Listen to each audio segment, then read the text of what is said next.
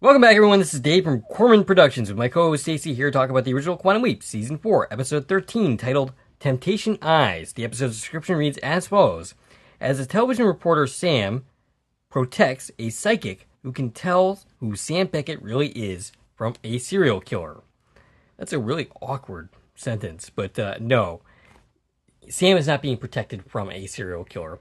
The psychic is being protected from a serial killer by Sam. If that's not really clear. Anyway, the episode was written by Paul Brown, whose last work was On the Wrong Stuff. The episode was directed by Christopher Hibbler. This is his first effort on the series. He would direct 4 in total, the other 3 in Season 5. Ooh, do you know which ones? No, I forgot to take note of that. He has 22 directorial credits, along with 22 assistant directing credits, and some producing credits. He directed 40 episodes of Matlock, plus 31 episodes of Diagnosis Murder, and he died on December 8, 2010, at the age of 68. The episode takes place on February 1st, 1985, and originally aired on January 22nd, 1992. Before we go any further, I'll tell you a couple of things. One, this is not a sport breed podcast, so if you haven't watched the episode, I highly recommend you go and check it out, and then come back and give me a listen.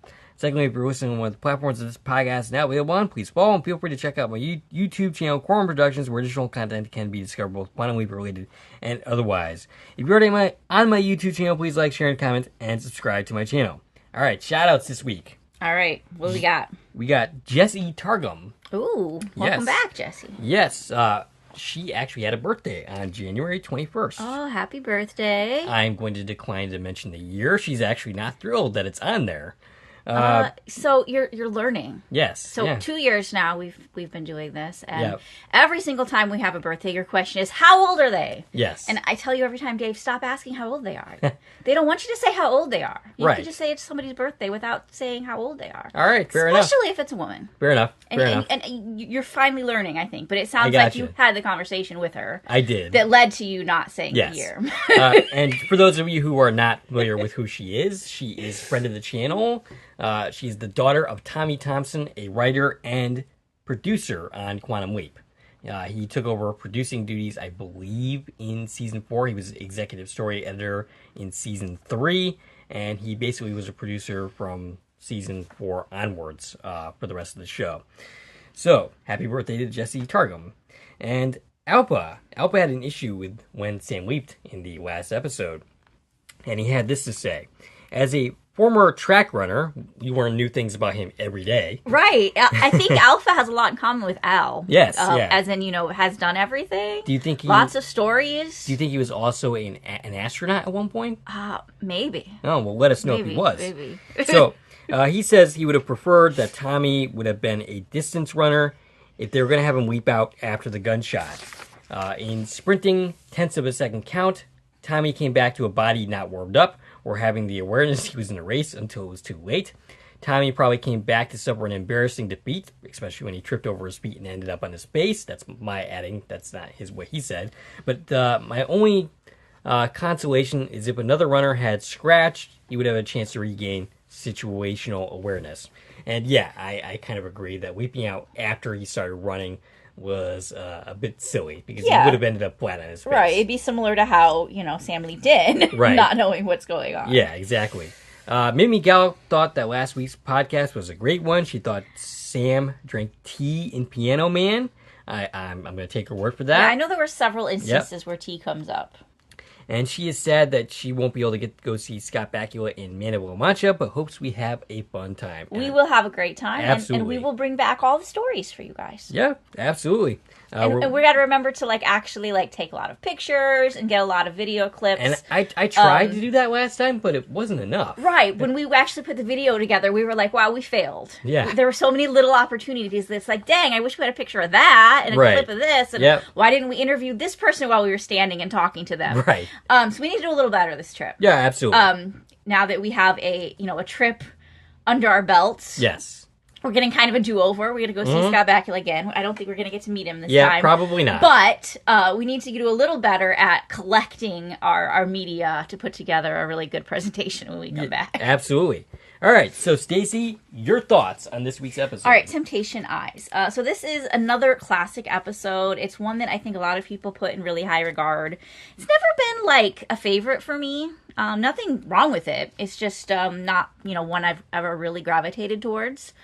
Maybe it's because I like trilogy so much, and this is kind of the opposing romance to the Abigail storyline, right? So yeah, people, look at this story, and this is Sam's great romance, and I guess it is because Tamlin actually knew who he was. So yes, there's that. We don't see that too often. Either. We don't see that too often. He doesn't open up to a lot of people, and he really opened up to her. So I see why people like this episode. It just was one that was never never a favorite for me. No particular reason why, but I can still enjoy it, and I do think it's a fun episode. It's one of the later episodes, taking place in 1985. Yes, 3 days after or before my birthday. No. Yeah. Let's see. It's February 1st. Wow, okay, so... I apparently know your birthday better than you do. 24 days 24 before days. my birthday. Although this does run... He's there for 2 weeks. It runs from the 1st through the 14th. The main meat of the story takes place on Valentine's Day. Mm-hmm. So it's on record as being the longest leap that we know of. Now... Speaking of that, since you're bringing it up. We brought this up a little bit last time, so I want to make sure we hit it, because we said we were going to talk about it. Yeah. So, since you brought it up, I'll talk about it now. Okay. Okay, so, can you give me a justification for why Sam needs 2 weeks to complete this mission? He doesn't. That just happens to be how far away he was put there.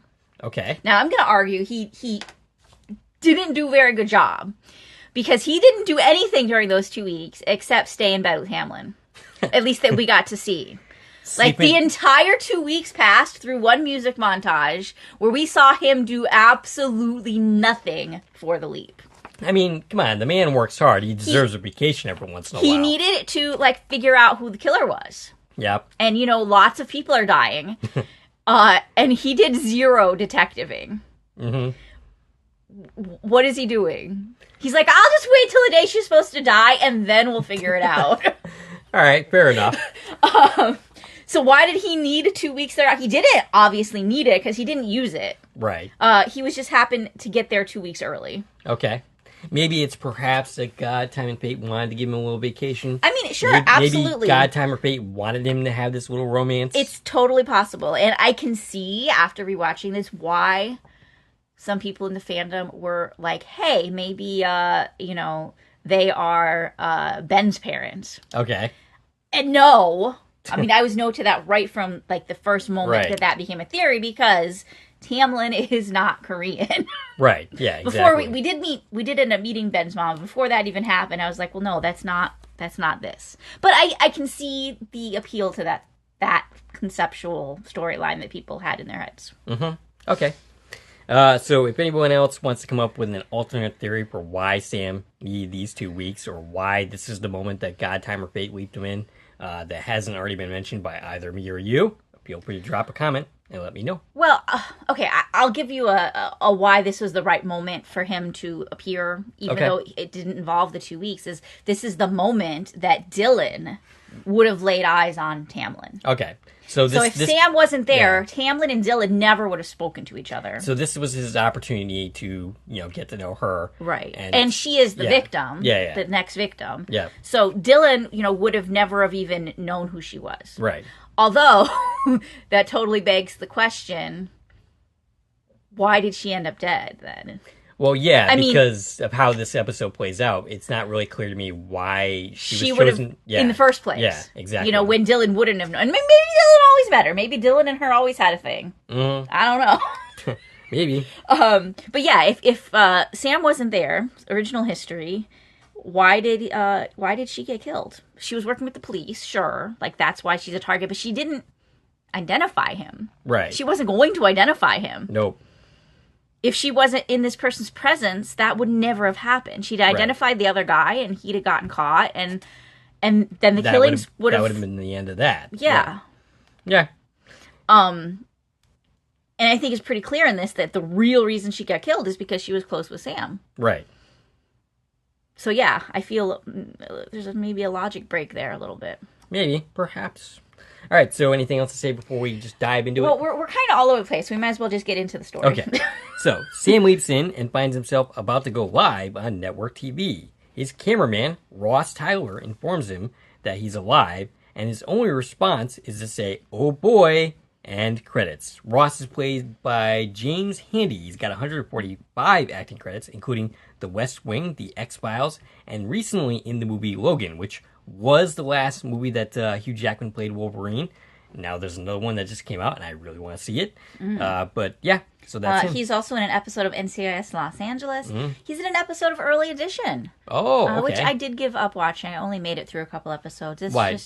It's just too hard to watch it on the oh, okay. in the way I found to watch it. Gotcha. I need it on a regular streaming service, and then I'll watch it. Gotcha.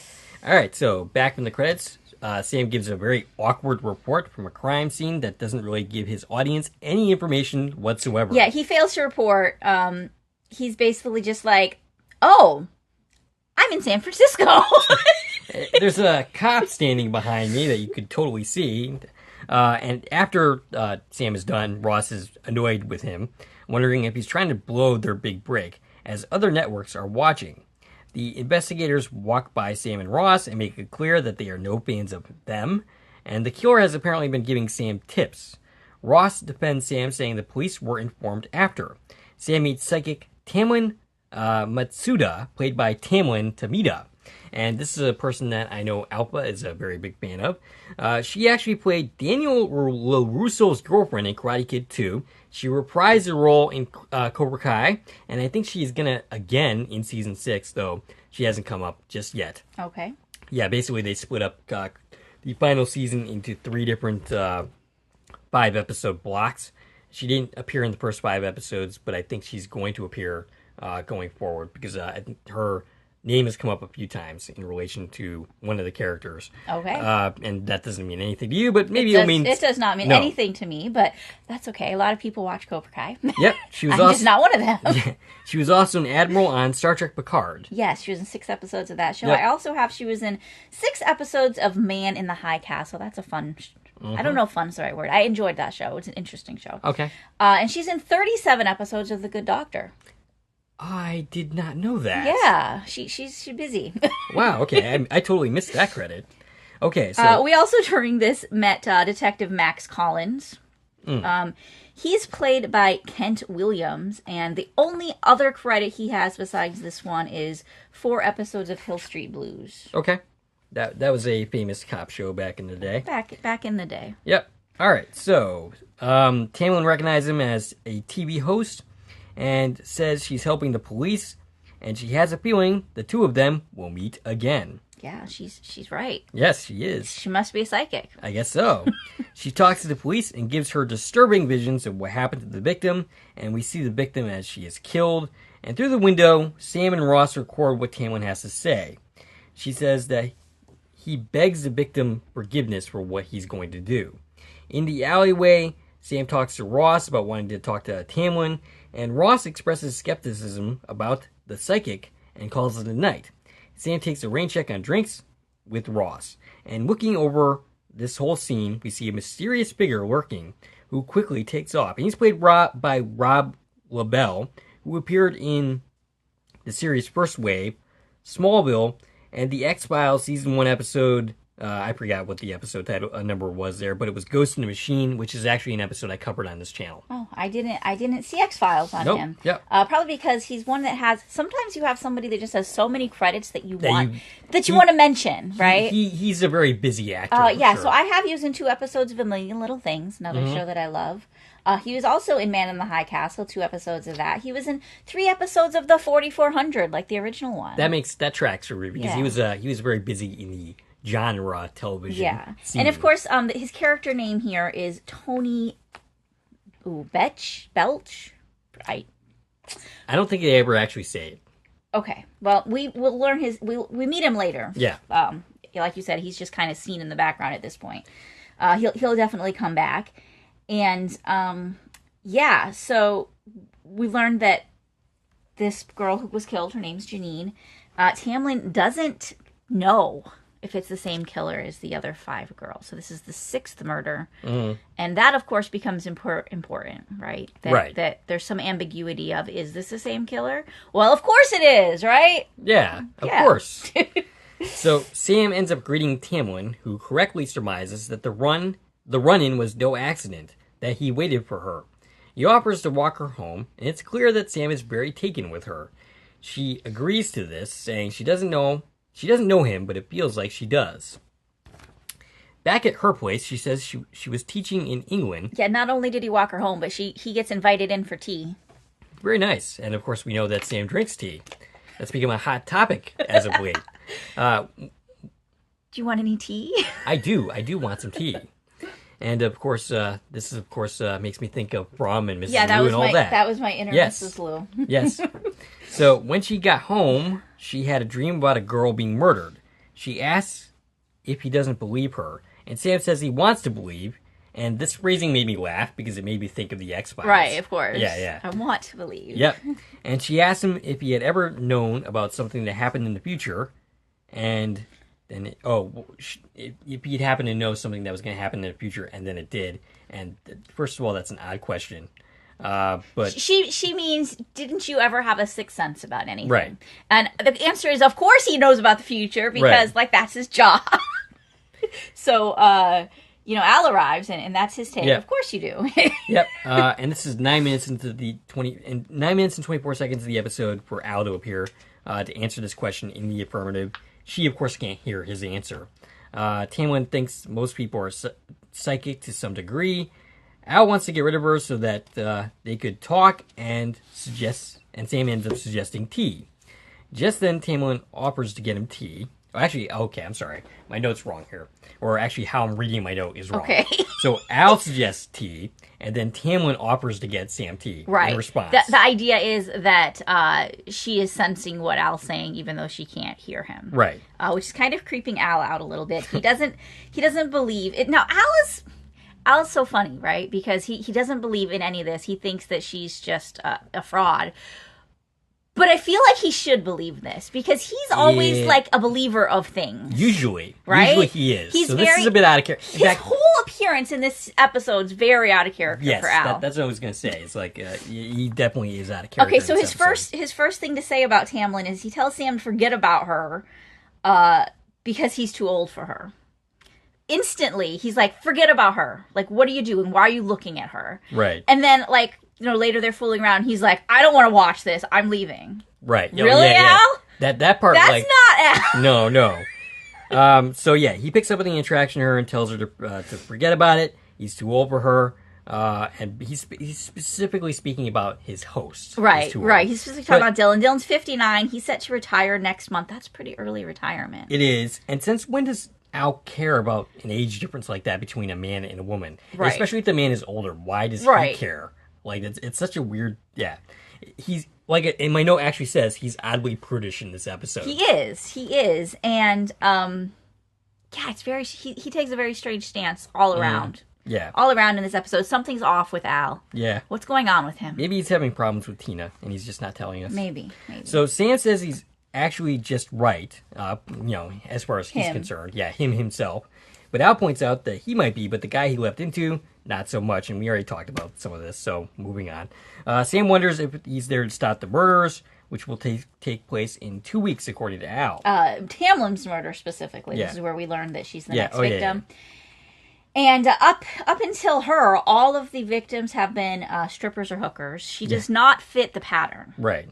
Which brings the question, why does Tamlin get killed? So Sam speculates that she must have gotten close to discovering who the killer was and came after her. Al is skeptical. My note here says he usually believes in this stuff. Again, Al's out of character. He's the one that's like, this is, I got to get out of here because something creepy is happening. And I don't, he's superstitious. Yeah, he definitely is. So Tamlin asks a question about his tea while calling him Sam. Yeah, she says, Sam, do you like orange spiced tea? I do. And, it kind of is blown over quickly. Right. That she knows his name is Sam. Mm-hmm. And they think it's like obviously a weird coincidence. They think it's weird. But we don't really, that's a big deal. Mm-hmm. Right? And is it just because, she's really psychic? Mm-hmm. But there's definitely something more here. It is a big deal. She knows who he is before he even, becomes visible to her, she knows his name is Sam, and she's like, oh, where did I get that name from? Right. And is it supposed to be more like she's still picking up on what Al's saying because he keeps saying the name Sam? I don't think she's hearing Al. She's not hearing him, but sensing maybe, perhaps, his thoughts, words, perhaps the way that she asked about tea at just the right moment. Right. Yeah, I'm not sure. Sam is beginning to believe that she actually is psychic, while Al remains skeptical. He wants to know why she doesn't know she's gonna die. And Sam says he remembers reading that psychics never foresee their own death. Yeah, and he's just randomly... He's like, I read once that psychics can foresee other people's deaths, but not their own. That's a random factoid. That's a very specific thing that you remember all of a sudden, Mr. Swiss Cheese. I mean, he also has a photographic memory, but sure, but that's a very obscure thing. I just happened to read this fact that psychics don't know their own when they're going to die. Right. Okay. Yep. That explains it for us. Al gives the date of her death as Valentine's Day, which bummer. Tam... And then 4 more women are supposed to get murdered after her. Right. So she's kind of right in the middle of this murder streak. Tamlin senses an energy in the room, which she thinks, Al thinks it's him. And Al decides that he's out of there. She says she must have be on edge after seeing what the girl went through, the one that died, which she did after touching her pillow. I'm not sure what Janine's pillow. Oh, Janine's pillow. When Tamlin touched her pillow is when she got the vision of her death. So Sam questions if she's afraid the killer might come after her. She thinks that won't happen if the killer thinks she's really psychic. Tomorrow, and she seems really amused by Sam's question. Tomorrow she's going to look at mugshots. Sam asks if he can come with her, and she agrees to that. The detective is not as thrilled by his presence, but eventually agrees to it. They go through the mugshots and eventually happen upon Tony, the Rob Bell Listen, the character. way they're going about the mugshots, I thought they were way over the top about the portrayals of psychics and Tamlin's abilities in this. The way she's doing it is she's hovering her hand over the pages, not looking at them at all with her eyes. She's looking just across the room, and her hand's just hovering over the pages, and we have kind of this fast-forwarding, effect where we see, piles of books stacking up. So we know they've been at this a while, where she's going through book after book after book of mugshots. And then finally, she senses, oh, right here. Yeah. And actually, she's on the wrong page. So she didn't actually stop at Tony's picture. She stopped at the page before. Oh, okay. And she says, oh, something, this one, right? And again, she hasn't even looked at the pictures. But then they all go and they look at it, and including Sam, why is he getting a word in on this? Right. The detective was annoyed he's there in the first place. Now he's letting him, look at the mugshots and comment on them? Okay. Right. Yeah. But she says, I feel like the killer's hiding behind this guy, and that the cop thinks, oh, he's a partner. And Sam's the one who figures out, oh, wait, flip the page. It's the picture that's underneath this picture. Aww. Is the one. That's why you feel like he's hiding behind him, because his picture's behind this picture. And as soon as they get there, she's like, oh, yeah, that's him. That's the killer. And, it's funny, because the cop immediately believes her. He has no skepticism at all. Tamlin said that picture out of the 1,000 pictures she just didn't even look at is the guy. That's our guy.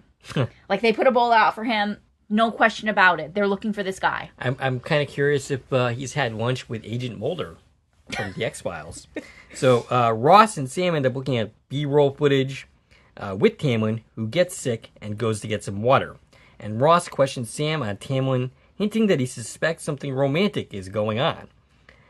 Sam and Tamlin tell Sam back at her apartment that she started having abilities at the age of 7.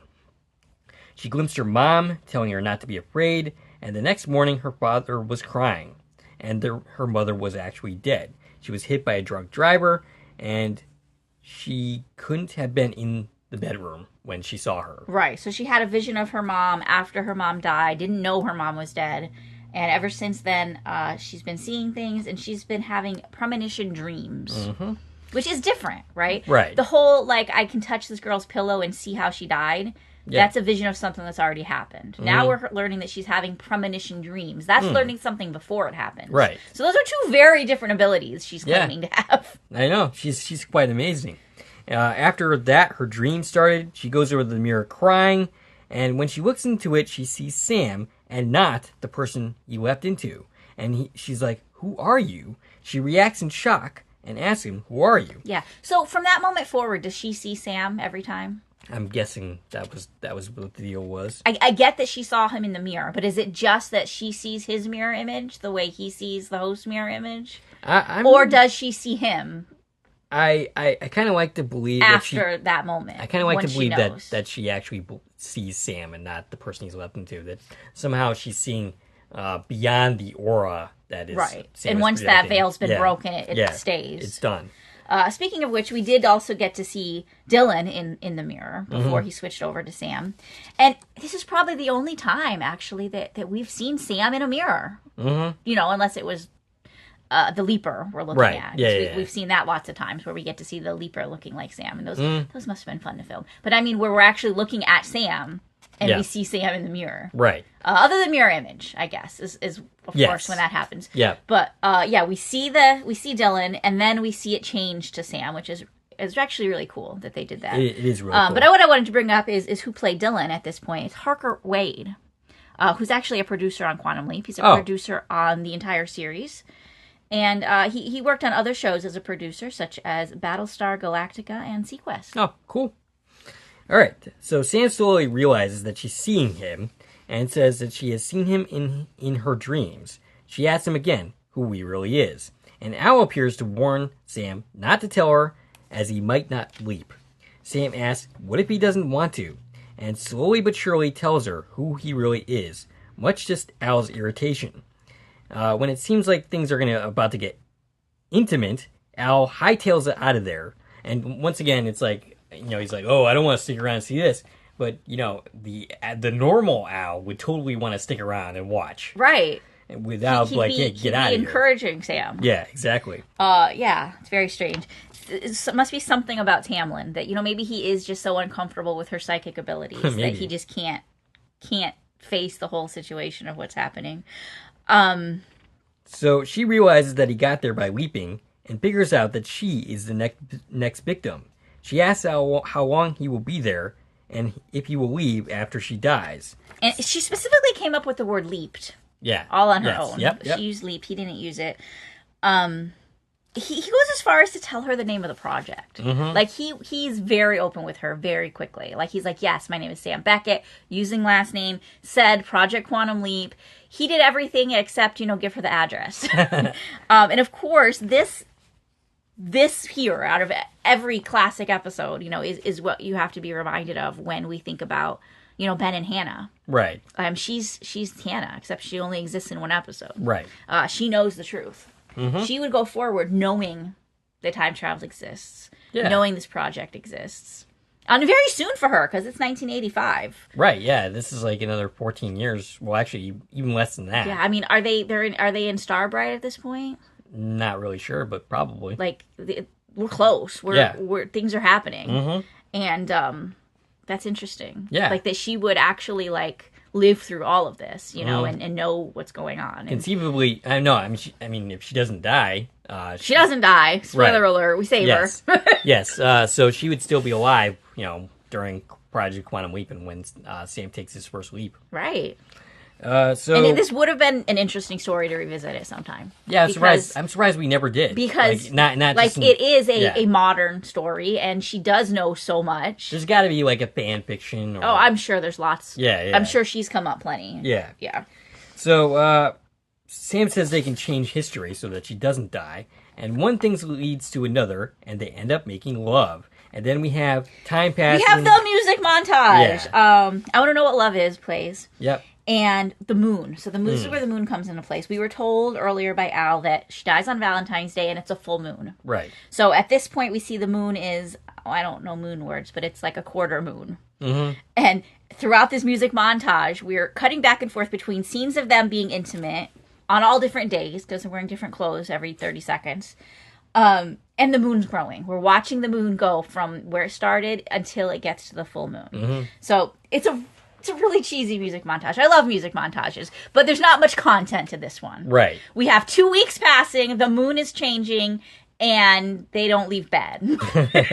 That's all that happens during the 2 weeks. Well, the guy doesn't get a lot of action all that often. But and suddenly, the next thing you know, by the time the song ends, the moon is full, which means it is now Valentine's Day. yes, Al appears and makes fun of Sam's boxers. He comes back and he's like, I just wanted to check and see how things are going. Have you not been communicating at all during these 2 weeks? Right. He's just been staying away, letting Sam do his own thing. Yeah, like, this is what happened to solving the murders. Right. Like, you should have been communicating a lot. You should have been investigating people. Are we learning more about Tony? Like, what is happening? Now, I will say that the first time I watched this episode as a younger person, the fact that 2 weeks goes by in this episode just was completely lost on me. Right, exactly. I thought this Sam in his boxers thing is the next morning. Basically, yes. Right. Yes, that's exactly how I thought it. Yeah, no, it's been 2 weeks. It's Valentine's Day. The boxers were a Valentine's Day present from Tamlin to Sam. All of which went straight over my head. That should be interesting for Powell to come back and be like, why am I wearing new underwear? Where did these come from? So he ends up. Oh yeah, okay. So Al appears. Says, hey, do you want to stay here? You can't stay here. Right. Are you gonna leave Dylan in the waiting room forever? And I guess forever? maybe that's why he's not trying to solve the murders, because he doesn't want to leave. But you got to save her either way. Mm-hmm. And how could you stay here? Because once you save her, you're gonna leave. Right. And if you don't save her, then she's not here. So why would you want to stay here? Right. Right. It's an interesting little dilemma there, that's for sure. So he ends up kissing Tamlin and tells her he could leap at any time. She suggests that they see this as a vacation and starts to try lovemaking as Al decides to disappear. Yeah, he's out of here again, but he comes back very quickly this time to tell them that Ziggy found Tony. And hurries Sam along to go after him. He's at the Foghorn Hotel. Sam tells Tamlin to call the police and let them know where he's going. So Sam runs around looking for the killer, aided by Al. He's led down an alleyway. Yeah, because the guy escaped out of the window. And Al directs him behind some boxes. He ends up capturing Tony, but Al tells him that Tamlin still dies.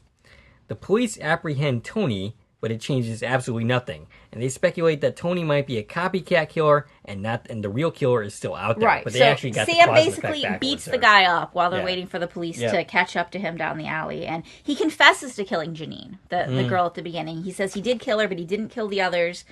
And so that's why Sam and Al come to the conclusion that he's just a copycat. So Janine was not part of the pattern, but apparently Tamlin is. Gotcha. The real killer is going to kill Tamlin, that they haven't even thought about because they thought it was this guy. And they thought, the police are handling it. We don't need to do anything. We're just here for vacation. So he frantically goes back to Tamlin's and discovers that she is okay.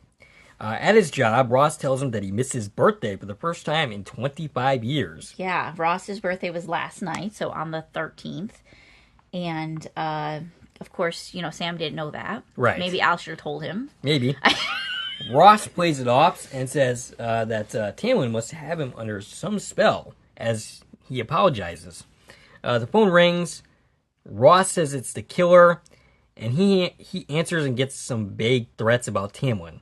The killer basically just talks straight over Sam. Right. Al appears and Sam asks her where is she killed. Sam suggests that they should confront her destiny. He wants to bring her to Chinatown where she dies, and maybe she can sense the killer.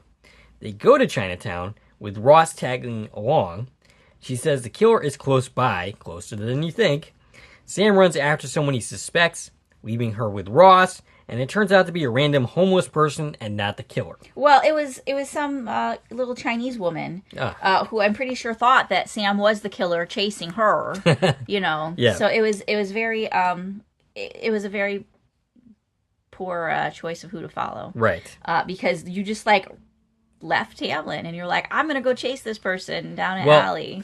Sam thinks that she is safe with Ross, right? But he's very, very wrong. He's very wrong there, but also why would he leave her side? Why wouldn't he just stay with her? No, if the killer's gonna come to her, why are you leaving her? Right. Yeah. No. Yeah. So Tamlin catches on that Ross is the killer. Right. He tells her that Sam's going to be all right, and she starts seeing flashes of all of the other killings, which she hasn't seen yet. And she tries to play it off, but he knows something is wrong. Yeah, she realizes, and then he realizes that she knows, and pretty quickly he goes ahead and starts. He basically admits he's the killer. Sam returns to where he left them and doesn't find them. Sam has Al run a check on Ross. Right. What took him so long to do that? No, why are we not like center on Tamlin? Right. We're like, oh, where are they? And he's like, let's do a search and find out who Ross is, because maybe he's the bad guy. How about you say, Ziggy, Gushy, center me on Tamlin so I can tell Al where the frick she is. Right. And he asks if he would know how to hook up a tape machine to a phone. Al says he would, and they quickly realize that he is the killer. Yeah, because he spent 4 years in the army as an electronics expert. That was the key piece of information. Apparently, only an electronics expert would know how to, play a tape recording over a phone. Right. So Ross takes Tamlin up to the roof where Al locates her. Yeah, finally he centers on her after like 10 minutes of let's play detective on who is Ross. Al tells Sam how to get to her and returns to watch over her. A struggle ensues until Sam arrives. He's about to throw Tamlin off the roof. He tells Ross it's over. Ross tells him that he got their jobs back. It didn't look over. No, like he's got her. Yeah. And Sam's like, it's over. Yeah. Is it? Yeah. Is it really over? It doesn't look over yet. He accidentally killed a girl. He called Dylan pretending to be someone else, and they ended up the first to report it when they were about to get laid off. And then he basically went on a killing spree. Right, because, the first girl was an accident, but hey, that worked out for us. Right. So now I'm actively killing people because it's good for our career. That's what's happening. Yes. So Sam, however, has told the police about Ross's involvement. He puts Tamlin down and instead tries to jump himself. Sam tries to save him, but he can't hold on. At night, the police are on the scene. Al starts to tell Sam that it's time to go, but Tamlin finishes the sentiment for him. Basically saying that it's time to go.